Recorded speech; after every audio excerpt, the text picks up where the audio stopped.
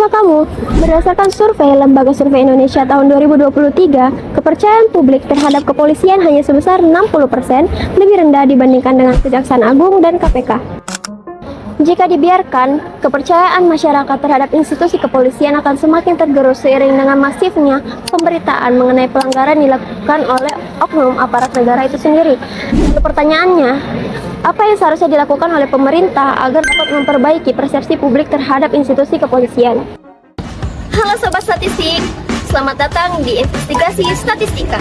Perkenalkan, saya Ajeng Widiantika Dwi Ramadhani selaku Ketua Bidang Riset dan Kajian Strategis HMJ Statistika FMIPA UNM tahun 2026. Pada kesempatan kali ini, saya akan menjelaskan bagaimana sih kami di Statistika dapat memahami dan memaknai persepsi publik terhadap isu krisis akuntabilitas aparat dan responsivitas pemerintah.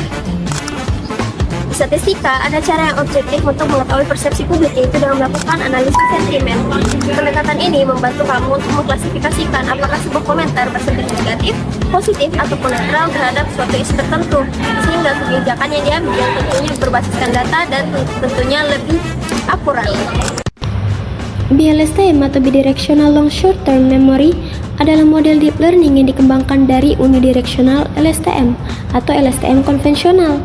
Karena keunggulannya dapat menangkap konteks dari dua arah, yaitu dari kiri ke kanan atau forward dan dari kanan ke kiri atau backward, BLSTM mampu memahami nuansa kata dari teks informal atau slang lebih baik dari metode machine learning lainnya. Tahapan melakukan BLSTM pada penelitian kami yang pertama yaitu pengumpulan data. Data dari TikTok di-scrap menggunakan Python Amplify Client dan menghasilkan 3.532 komentar. Selanjutnya dilakukan yang namanya proses data, yang mana terdiri dari 5 tahapan kecil, yaitu yang pertama data cleaning, yang kedua case coding, yang ketiga software removal, yang keempat stemming, dan yang terakhir yaitu tokenizing. Misalnya kalimat seperti ini, setelah dilakukan pemrosesan data akan berubah menjadi seperti ini.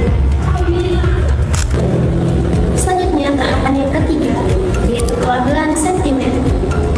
Pada tahapan ini kami menggunakan kamus atau berbasis leksikon, di mana kata seperti jahat akan diberi poin minus 4 dan diklasifikasikan sebagai sentimen negatif. Pada tahapan ini kami mendapatkan 2081 komentar negatif, 748 komentar netral, dan 324 komentar positif. tahapan yang keempat, yaitu penanganan imbalance data. Tahapan ini dilakukan hanya ketika data yang kamu punya itu memiliki kelas yang tidak seimbang. Pada penelitian kami menggunakan random oversampling sehingga data akhirnya sama-sama berjumlah 2081, baik di setiap positif, negatif, maupun di netral. Tahapan yang kelima, yaitu pelatihan model BLSTM. Pada tahapan ini kami membentuk 4 layer. Yang pertama yaitu embedding layer, yang kedua yaitu spatial drop layer, yang ketiga BLSTM layer, dan yang terakhir yaitu output layer. Di mana pelatihan dilakukan sepanjang 30 epoch menggunakan optimizer Adam dan dilengkapi range learning rate dan early stopping. Tahapan yang terakhir yaitu evaluasi model.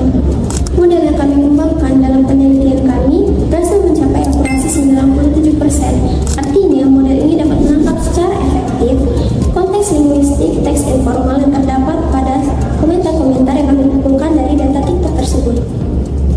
Berdasarkan hasil penelitian kami berharap pemerintah dapat merespons secara cepat isu yang melibatkan aparatur negara. Sebagaimana yang dikatakan oleh Pramudia Anantatur dalam buku Lindungi Manusia, seorang terpelajar harus juga berlaku adil, sudah sejak dalam pikiran apalagi dalam perbuatan. Sebagai penegak hukum, aparatur negara sudah sewajarnya memiliki kesadaran hukum. Tidak hanya tercermin dari bagaimana cara mereka berpikir, namun juga dari bagaimana cara mereka menjalankan kewenangannya dengan penuh kehati-hatian dan tanggung jawab yang besar terhadap masyarakat yang dilindunginya tanpa pandang bulu.